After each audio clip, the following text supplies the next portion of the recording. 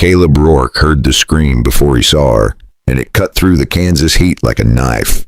When he crested the low ridge outside Dodge City, the prairie opened into a little cottonwood grove, and a young woman was hanging upside down from a thick limb. Ankles bound with rope, wrists tied behind her back, her dress had fallen to her waist, dust stuck to her white underthings, and she was screaming at the empty sky as if it could blush for her. Caleb stopped so hard his horse snorted. For 2 full heartbeats, he just stared, frozen completely. By the sudden, shameless view he had not seen since his wife died 8 summers ago, the girl saw his eyes drop, and shame hit her like wildfire. "Don't look down there. That's off limits," she snapped, voice cracking. Caleb blinked, jaw tightening, and forced his gaze to her face.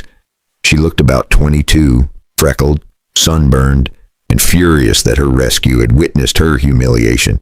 He swung down, boots thudding into dry grass, and pulled his knife. The rope was rough cowboy work, tied fast, meant to hurt. Caleb cut the knot, but he did not drop her. He caught her hips with one arm, steady as a fence post, then lowered her to the ground with slow care. She stumbled, grabbed the fallen skirt, and yanked it down as if cloth could erase what he had seen. Behind her, deep hoof prints and dragged grass showed a struggle. Someone had played with her out here, far from town. A shadow moved between the trees. A man stepped out wearing a deputy's star that flashed too bright in the sun. Silas Crow smiled like he owned the air Maggie breathed. "She's under arrest, he said, holding up a folded paper. "By order of Dodge City." Maggie flinched. Caleb read the ink from where he stood, and his stomach turned. It was a warrant, but the name on it was wrong. The dates smeared, and the signature looked like a drunk man's scratch. Caleb felt Maggie trembling beside him. He also felt something darker, a rising rage at how easily a badge could become a weapon. Silas leaned closer and lowered his voice. "You saw too much, rancher," he whispered. "Now you either hand her over, or you ride back to your lonely house and keep your mouth shut." Caleb looked at Maggie. Her eyes were wet, but they were not begging. They were daring him to be decent. He could take her to town, find the real sheriff, and try to win by law. Or he could settle it right here, where no one would see what he did next. If Caleb breaks the rules to save her, will Dodge City call him hero or hang him? Caleb did not move when Silas Crow finished speaking. The prairie went quiet, and that way it does right before trouble starts, when even the wind seems to listen. Maggie stood close enough that Caleb could feel her shaking, and that alone told him more than any warrant ever could. He glanced at the paper again, slow and deliberate, like an old man reading a fence line. "Funny thing," Caleb said calmly, almost friendly. "I've been riding this county for 20 years, and I've never seen a lawful arrest start with a girl tied upside down." Silas smiled wider. "It's called resisting," he said. "She ran. I caught her." Maggie let out a short laugh that was half anger and half disbelief. "I tripped," she said. "He tied me up to teach me a lesson." Silas turned his eyes on her, sharp and cold. "Careful, girl," he warned. "Talking like that can make things worse." Caleb felt something twist in his chest. It was not rage yet. It was that heavy feeling a man gets when he realizes he has let the world push him around for too long. He remembered his wife, gone 8 summers now, and how quiet his house had been since. He remembered how easy it had been to mind his own business, to ride past trouble instead of through it. Silas stepped closer, close enough that Caleb could smell sweat and cheap tobacco. "You can still walk away," Silas said softly. "Take your horse, take your pride, and leave her to the law." Caleb looked at Maggie again. Her dress was torn at the hem, dust on her knees, hair tangled from the rope. Yet she stood straight, chin up, eyes daring Silas to touch her again. Caleb chuckled under his breath. "Ma'am," he said to Maggie, "you always get arrested like this." She snorted despite herself. "Only on days ending in Y." Silas scowled. "Enough," he snapped. He reached for Maggie's arm. Caleb moved faster than he had in years. He stepped between them, one hand out. Not striking, just stopping. Silas froze, his fingers inches from her sleeve. "Don't," Caleb said quietly. The word carried weight. Silas glanced down at Caleb's hand, then back up at his face. You put hands on an officer, Silas said, voice tight. That's prison, rancher. Caleb nodded.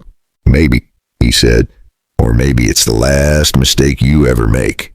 The smile vanished from Silas's face. In its place was something dangerous, something mean. He shifted his stance and slid his hand toward his gun. And that was the moment when everything stopped being about law and started being about survival. Was Caleb about to cross a line he could never step back from? Silas's hand hovered near his gun like it had a mind of its own. Caleb kept his voice low. The way you talk to a nervous horse. You reach for iron, deputy, and somebody's going to get buried out here, he said. Silas gave a dry laugh. That's a threat, rancher.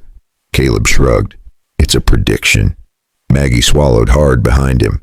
Caleb could hear her breathing, quick and shallow, and he hated that she had to learn fear like this. Silas took one step to the side, trying to get a clear line on Caleb's hip where his own pistol sat. Caleb matched him, staying between Silas and Maggie, like a gate that wouldn't open. Silas's eyes flicked down again.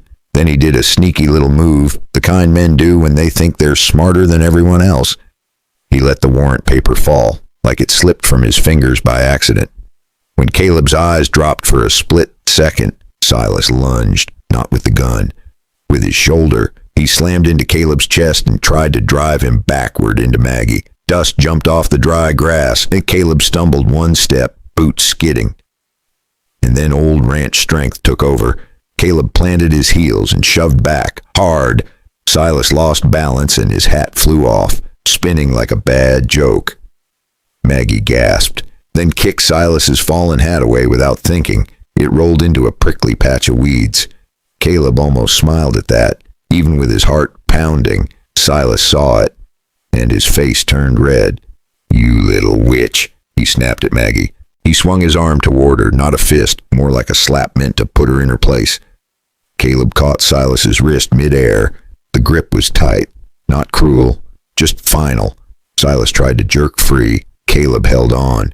Silas's other hand shot down toward his gun. That was the real move.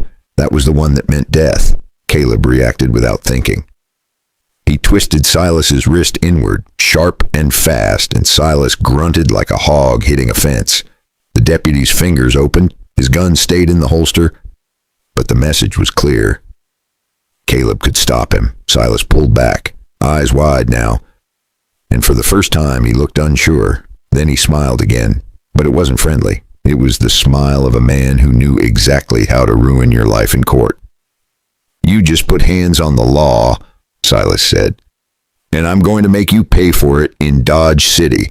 Maggie stepped up beside Caleb, voice steadier than her hands. He's not the law, she said. He's a bully with a star. Caleb stared at Silas and realized something. This deputy didn't come alone. Men like him never do. Somewhere close, hidden in the trees or the tall grass, there would be another set of eyes, maybe another gun. So if you're enjoying this story so far, go ahead and subscribe. It helps the channel more than you'd think. Now grab a cup of tea, settle in with me, and tell me what time it is where you are and where you're listening from. Because in the next breath, a gunshot turns this rescue into a manhunt. Because Caleb was about to find out who else was watching when a rifle cocked behind the cottonwoods. The rifle click came again, closer this time, and Caleb knew it was not his imagination. Silas lifted his chin, smug as a man holding a winning card. Easy now, Silas said. You don't want to make this ugly. Caleb slowly raised one hand, palm out, but he did not step away from Maggie. Who's back there? Caleb asked, calm on the surface, tight underneath. A voice answered from the cottonwoods, rough and amused. Just keeping things fair. A man stepped out with a long rifle resting easy on his shoulder. He was lean, sunburned, and smiling like this was entertainment. Silas nodded at him. That's my witness, Silas said. Sees everything, remembers things real clear when a judge asks. Maggie's fingers dug into Caleb's sleeve. Caleb could feel her fear again, sharp and hot. He leaned his head just enough to whisper, When I say move, you run, he said. Don't look back. Maggie shook her head. I'm not leaving you, she whispered. Caleb smiled a little at that. Even now. Silas cleared his throat. Enough romance, he said. Hands behind your back. Rancher. Caleb did not comply. Instead, he took a slow step forward. Silas's eyes widened. The rifleman shifted his stance. Time stretched thin. Then Maggie screamed, not in fear, but in warning. The rifleman had slipped his finger inside the trigger guard. Caleb reacted. He lunged sideways, grabbing Maggie and dragging her down as a shot cracked the air. Wood splintered above them. Birds exploded from the trees. Caleb rolled, came up on one knee, and his hand went to his pistol. He hadn't even thought about it. His body just knew. A shot cracked, sharp and close, and the rifleman screamed.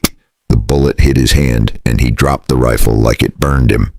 The .44 barked once. His hand turned red, and the rifle hit the dirt before he did. He clutched his wrist, stumbled backward, then vanished into the brush, scared out of his mind. Silas froze for a heartbeat. Nobody moved. Then a sound rolled in from the open prairie. Hooves, more than one horse, coming hard. Silas's smile twitched, like even he didn't like that timing. Caleb kept his eyes on him. Your boys heard the shots, didn't they? Caleb said. Silas didn't answer, but his eyes flicked toward the sound. That was answer enough. Caleb grabbed Silas, drove him down into the dirt, and pinned him there. He yanked the badge free and crushed the tin star in his fist. Then he tossed it into the weeds. Then Caleb leaned close, voice like gravel. Tell them the truth in town, or I'll tell it for you. Caleb stood up fast and turned to Maggie. Up, now, he said. Maggie didn't argue. They scrambled onto the horse, Maggie gripping Caleb tight. Behind them, the hoofbeats grew louder, and angry voices carried on the wind. Caleb dug his heels in, and the horse surged forward. They didn't stop until they saw the first buildings of Dodge City ahead. The dust behind them kept rising like a storm that had learned their names. Maggie leaned close, her voice small now. Caleb, what if they catch us before we reach town? Caleb didn't look back. He just kept the horse steady. Then we don't let them take you, he said. Maggie swallowed, and her fingers tightened on his belt. I never even told you my name, she said. Caleb's mouth twitched like he almost forgot how to smile. Maggie, he said. I heard Silas say it. Then his face went hard again. I haven't felt this awake since the day they put Sarah in the ground. He said it plain, like truth didn't need decoration. Caleb didn't slow down, not until they were close enough to see people turning their heads. Caleb sat high in the saddle, chest heaving, staring ahead at Dodge City. It felt strange, like ripping a thorn out of your own hand and realizing it had been there for years. Maggie pressed closer behind him, still shaking, and Caleb did the one thing he should have done from the start. Caleb tugged his coat tighter around her shoulders, making sure it covered her. Not like a hero, like a man who finally remembered how to be decent. Thank you, she said, quieter now. Caleb nodded, then looked toward Dodge City, where that distant bell had rung like a warning. We can't stay out here, he said. If we do, he turns us into a story people tell wrong. Still in the saddle, Maggie held his belt tight, because the ground was rough and her nerves were worse. Every mile toward town, Caleb felt the weight of what he had done. He had fought a deputy, he had fired his pistol, he had chosen a person over peace, and for a widower who had lived careful and quiet, that choice was louder than any gunshot. At the edge of Dodge City, Caleb slowed. A couple of men on a porch stopped chewing and stared. One of them spit into the dust and squinted at Maggie's torn dress. Caleb raised a hand, not friendly, not rude, just asking for space. A wagon rolled by, slow as a funeral, and a woman inside pulled her kid closer. Maggie lowered her eyes, shame trying to crawl back onto her like a blanket. Caleb shifted in the saddle and angled his body, blocking her from their stares. He spoke low. Only for her. Keep your chin up. You didn't do wrong. Maggie breathed out and nodded once. Then a man near the hitching rail muttered, "That deputy again." Caleb's eyes snapped to him. He asked, "Where's the sheriff?" He could see men on the street, the porch shadows, the way folks watched newcomers like they were guests in trouble from a distance.